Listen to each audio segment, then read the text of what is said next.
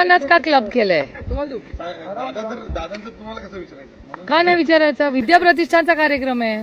दादा बी येणार आहे सगळेच. Sharad Pawar, Ajit Pawar, Shrinivas Pawar, Pratap Pawar, Rohit Pawar, Supriya Sule, Nanda Pawar, Sunetra Pawar, Sharmila Pawar, all the Pawars. विद्या प्रतिष्ठानचा कार्यक्रम आहे. ऑब्व्हियसली माझ्या काकांच्या नावाने ती शाळा असणार आहे. सगळेच हजर असणार आहेत. पुन्हा कार्यकर्त्यांमध्ये कन्फ्युजन होतं. कार्यकर्त्यांचा कन्फ्युजनचा काय संबंध? हा विद्या प्रतिष्ठानचा कार्यक्रम आहे. एक सामाजिक काम आहे. अशा किती संस्था आहेत जिथे सगळे एकामेकाबरोबर काम करतात. नेहरू सेंटर आहे, चव्हाण सेंटर आहे, रयत शिक्षण संस्था आहे, किती संस्था आहे. आमची सामाजिक बांधिलकी आहे की नाही समाजाची? काही सगळं राजकारणाच्या छोट्या चौकटीतून बघू नका. बडा बडी सोच करो, दिल बडा नको. सुनेत्रा पवारांचे फोटो लागले होते खासदारकीसाठी बारामतीसाठी. वाढदिवसाच्या निमित्तानं तुम्ही सुद्धा शुभेच्छा दिल्या. तुम्ही गेले होते वाढदिवसाला? जे बॅनर्स वगैरे लावले आहेत त्याच्यात गैर काही. आमच्याकडून लोकशाही आहे. दिल्लीत किंवा महाराष्ट्रात दडपशाही सरकारकडून असेल, पण आमच्याकडून लोकशाहीच आहे. आणि लोकशाहीच्या चौकटीत भारतरत्न डॉक्टर बाबासाहेब आंबेडकरांनी जे संविधान दिलं त्या संविधानाच्या चौकटीत आम्ही राजकारण आणि समाजकारण करतो. त्याच्यामुळे अर्थातच कोणीतरी माझ्या विरोधात लढणारच ना. आणि 3 वेळा भारतीय जनता पक्ष लढलाय आणि माझा आग्रह आहे की कोणीतरी लढलं पाहिजे. विरोधक पण दिलदार असला पाहिजे, तेव्हा तर मजा येते लढाईमध्ये. जानकर आणि पवारांची भेट झाली, काय चर्चा झाली मला नाही माहिती कधी झाली. ते म्हणतात जानकरांनी नाही झाली असेल ना. झाली. त्याच्यात गैर काय? लोकांनी बोलायचं नाही का एकामेकाशी? म्हणजे अहो ही लोकशाही आहे. तुम्ही असं का विचारता? सगळे डायलॉग इज अ मस्ट. मी किती लोकांची बोलते, मग तुम्ही म्हणाल सुप्रिया सुळे सगळ्यांची का बोलतात? जानकर विरोध करायचे ना बरं. म्हणून काय झालं? अरे विरोधक असं आमच्या सगळ्यांवर कैलासवासी यशवंतराव चव्हाणांचे संस्कार आहेत आणि ते आम्ही कृतीमध्ये करून दाखवतो की विरोधक हा काही वैयक्तिक नाहीये. आमची लढाई वैचारिक आहे. वैचारिक लढाईमध्ये असलीच पाहिजे. नाही लोकशाही आहे. वैचारिक लढाई नको का? सगळे सगळ्याला हो म्हणायला लागले तर त्याला हुकुमशाही म्हणतात. कंत्राटी भरतीवरनं जे काही फडणवीसांनी तुमच्यावरती आरोप केले होते, काल भाजपने राज्यभरामध्ये माफी मागो आंदोलन केलं होतं. मी काय म्हणायचं काय? माझं म्हणणं आहे की देवेंद्रजींनीच माफी मागितली पाहिजे पहिली. कारण का ते कन्फ्युज्ड आहेत बिचारे देवेंद्रजी. एक तर त्यांचं खूपच बिचाऱ्यांचं डिमोशन झालंय. त्याच्यामुळे मला खूप देवेंद्रजींचं वाईट वाटतं की जो माणूस मुख्यमंत्री होता त्याचा उपमुख्यमंत्री केला. त्याचा हाफ 1 and 2 आहेत. मुख्यमंत्री त्याच्यातले 1 आहेत असं त्यांचे जॅकेटवाले त्यांचे फोटोग्राफर म्हणतात. म्हणून म्हणते मी. म्हणजे त्यांचा काय निर्णय झाला का नाही माहिती नाही, पण त्यांची जी सोशल मीडिया टीम आहे त्याचे सगळे लोक जॅकेट घालतात DCM 1. ते नवीनच काहीतरी मी सुरू केलंय. त्याच्यामुळे जो माणूस CM होता तो DCM 1 झालाय. हे काहीतरी नवीनच महाराष्ट्रात सुरू झालेलं आहे. त्यामुळे मला देवेंद्रजींबद्दल प्रचंड मनात आस्था, आदर, प्रेम आणि अस्वस्थता आहे. कारण देवेंद्रजींवर इतका अन्याय झालेला आहे. त्याच्यामुळे clearly he is getting confused. कारण महत्वाची गोष्ट अशी आहे की जो GR त्यांनी वाचला त्या GR मध्ये सह्या कुणाच्या होत्या? शरद पवार मंत्री होते का त्या सरकारमध्ये? का मुख्यमंत्री होते? शरद पवारांचा रोल काय होता त्या GR मध्ये? उद्धवजी 2011 मध्ये उद्धव ठाकरे मुख्यमंत्री होते का ते सरकारमध्ये होते? इट्स अ जोक या. म्हणजे तुम्ही आरोप जेव्हा करता ते सबस्टँटेड. आणि देवेंद्रजी तुमसे ही उमेद नव्हती. You are a serious politician. त्याच्यामुळे ते जेव्हा हल्ला आमच्यावर करतात मला वाटतं कुछ तो करारा जवाब वहां से आएगा. करारा तो आहे नाही, सब गलत डेटा था. 2011 मध्ये उद्धव ठाकरे मुख्यमंत्री होते का राज्याचे? नाही हो, काँग्रेसची सत्ता होती. त्याच्यात किती लोक? माननीय आदरणीय नारायण राणे त्या कॅबिनेटला होते, आदरणीय दादा होते, आदरणीय सुनील तटकरे होते, भुजबळ साहेब होते, हसन मुश्रीफ होते 2011 मध्ये. त्यानंतर आता 2021 आणि तेव्हाही शरद पवार त्या कॅबिनेटला नव्हते.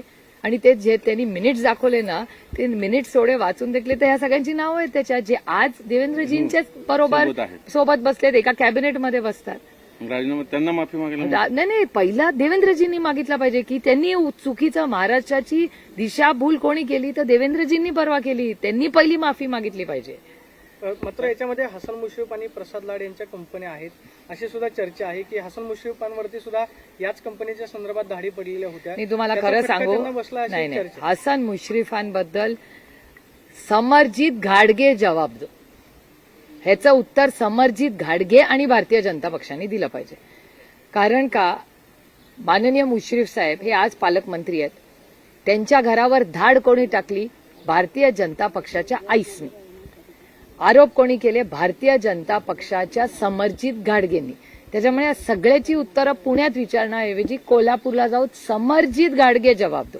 समर्जित घाडगेंना माझे 2 प्रश्न आहेत, त्यांना आणि भारतीय जनता पक्षाला, की आज हसन मुश्रीफांवर जे आरोप, मग कॉन्ट्रॅक्ट असतील, जे काय आरोप कारखान्याचे कधी करतात कधी ह्याचे करतात, जर आरोप खरे असतील तर त्याला लॉजिकल एंडला न्या, जर असतील तर, आणि जर नसतील तर समरजित घाडगे आणि भारतीय जनता पक्षाने राष्ट्रवादी काँग्रेस पक्षाची आणि हसन मुश्रीफांच्या मिसेसची माफी मागितली पाहिजे. ज्या अतिशय खालच्या पातळीचं राजकारण त्या कुटुंबावर केलं, त्यांची बायको, त्यांची नातवंड कशातून भरडली गेली ही तुमच्याच चॅनलवर मी पाहिलेली, आणि मी जेव्हा जेव्हा त्यांच्याशी बोलले त्यांनी मला हे सांगितलं. त्याच्यामुळे समरजित घाडगे और भारतीय जनता पार्टी जबाब दो.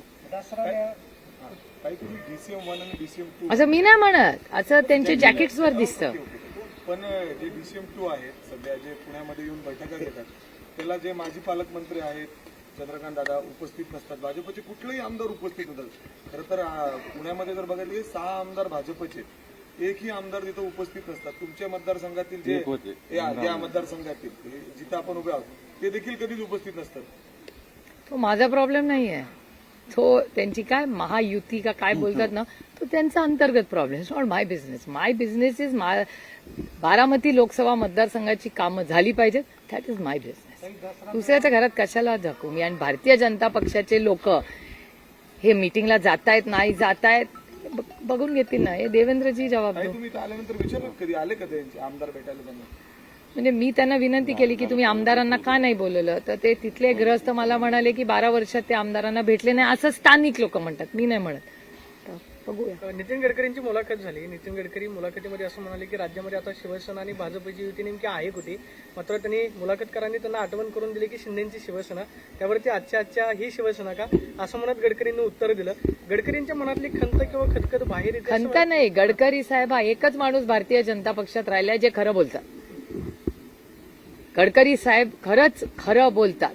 आता मला विचारा, माझ्यासाठी शिवसेना एकच आहे जी कैलासवासी बाळासाहेब ठाकरेंनी स्थापन केली.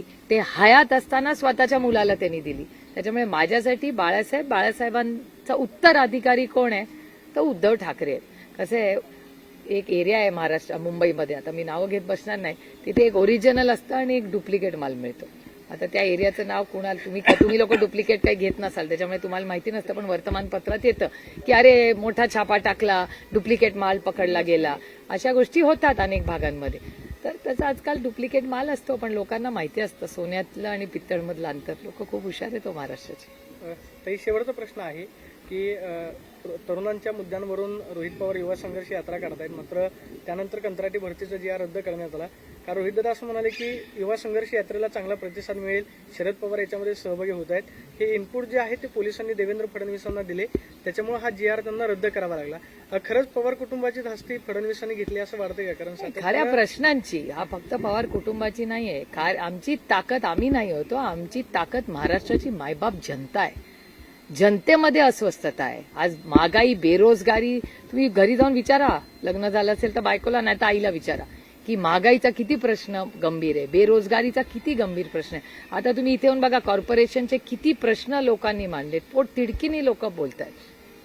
सुरक्षिततेचा केवढा मोठा प्रश्न आहे. त्याच्यामुळे ही सगळी जी सर्वसामान्य मायबाप जनतेचे रोजचे दैनंदिन प्रश्न आहेत, ते या ट्रिपल इंजिन खोके सरकार सोडवतच नाहीये. ती स्वतःच्याच आईसमध्ये इतकी मस्त आहे. आईस म्हणजे इन्कम टॅक्स, CBI आणि ED. आईसमध्ये इतकी व्यस्त असते की त्यांना कामाला वेळच नसतो. आणि 50 खोके एकदम ओके. आय एम सॉरी, 50 खोके इज नॉट ओके.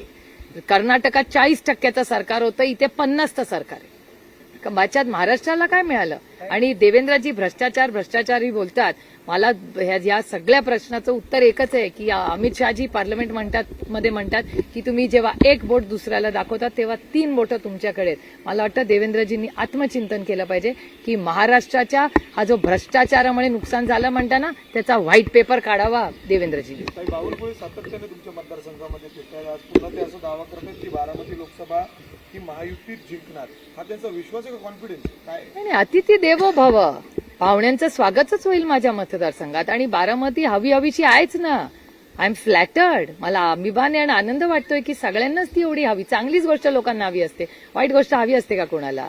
तो चांगलाच एक हाय परफॉर्मिंग मतदारसंघ आहे, म्हणूनच त्यांना रोज हवा असं वाटतो. आणि ही लोकशाही आहे, त्याच्यामुळे लोकशाहीत कोणीतरी माझ्या विरोधात लढलंच पाहिजे, हा माझा आग्रह आहे. त्याच्यामुळे श्री बावनकुळे येत असतील बारामतीत, अतिथी देवो भव, एखादा त्यांच्या कुठल्या तरी सहकार्याकडून एखादा डेव्हलपमेंटचा प्रोग्राम राहून गेला असेल बघायचा, तर माझीही त्यांना सहकार्याची भूमिका राहील की या भागाची लोकप्रतिनिधी म्हणून ते एका मोठ्या पक्षाचे एक मोठे नेते आहेत, तर त्यांना काही बघायचं असेल तर I am happy to assist him. ताई, आता तुम्ही सांगितलं 50%, कर्नाटक सरकार 40% कमिशनवर चाललं, हे 50%वर चालतंय? हो, 50 खोके एकदम ओके ना. कोणी डिनाय केलंय? 50 खोक्याचा आरोप आम्ही इतक्या वेळा केला, कोण तरी नाही म्हणलंय, म्हणजे इट इज फॅक्च्युअल. आणि लोक बघा ना, लोकांचे प्रोजेक्ट बघा. परवा ब्रिज पडलाच ना, कसं काय पडला? एवढे सगळ्या खड्ड्यांवर तुमचेच चॅनल दाखवतात ना, रस्त्यामध्ये खड्डे के खड्डे में रस्ता, मध्ये पैसे जातात कुठे? शाळा कमी होत आहेत, दारूची दुकानं वाढत आहेत, कोण आहे याला जबाबदार? कंत्राटी, तुम्हीच म्हणला ना भारतीय जनता पक्षाला कॉन्ट्रॅक्ट मिळत आहेत, मग हे करप्शन नाही आहे? It's a completely policy paralysis, corrupt government. काही आता शिवसेनेने दसरा मेळाव्याचा टीजर लॉन्च केलाय, त्याच्यामध्ये म्हणतात मर्द विश्वास नाही, मर्द गद्दारी करत नाही. महाराष्ट्र कधी दिल्ली समोर ना झुकलाय ना झुकेल. त्याच्यामुळे तसं जर उद्धवजींनी केलं असेल तर मी त्याचं मनापासून स्वागत करते. UN chief had made a statement related to this Hamas and Palestinian conflict. He said that attack on Israel cannot be justified by Hamas. Hamas attack. No violence. Collective punishment. See, no violence is justified. What do wars achieve? Only orphans and widows. What do you achieve in any war? So I think our role as global citizens should be peace. Whatever the conflict that is happening is extraordinary. It's going to hurt everybody. India's economy is today an open and a global economy.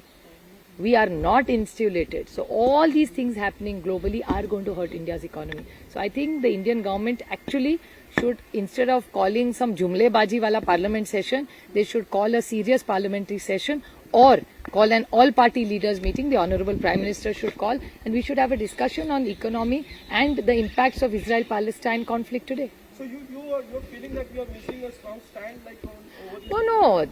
Unfortunately, there's been a flip-flop in the stand. The tweets that are coming out from government are completely confusing, and finally they're on the right track. So I appreciate the work done by the MEA. The MEA has been absolutely consistent in their stand. So I appreciate the work done by Jaishankarji. Thank you. These are all larger issues. Yeah, we have to take them seriously. Chalo, thank you.